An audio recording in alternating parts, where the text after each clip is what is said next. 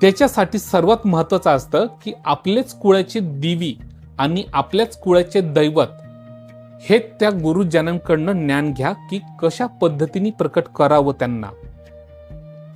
ठीक आहे, ज्यांना घन रूपात प्राप्ती करायचं असेल त्यांनी घन रूपामध्ये त्या गुरुकडनं, तुमच्या गुरुकडनं त्यांनी ज्ञान घ्यावं. आणि ज्यांना हवत घेऊन फक्त घुमत बसायचं असेल, लोकांच्या जागरण गोंधळामध्ये फक्त नाचायचं असेल, उड्या मारायच्या असतील, तर ते तुम्ही ठरवा की तुम्हाला काय हवंय. ठीक आहे, तर त्याच्या संग हे पण विचार करा, जे आपल्या अंगात येतंय किंवा काय आहे ते आपल्याला समजत नाही आणि येऊन जर फक्त गर्जना करताय तर तुमच्यासाठी ते योग्य नाही.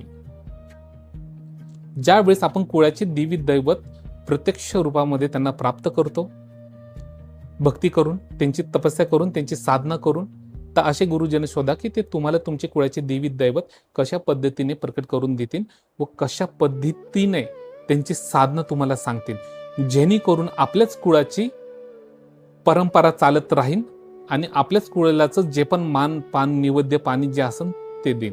पण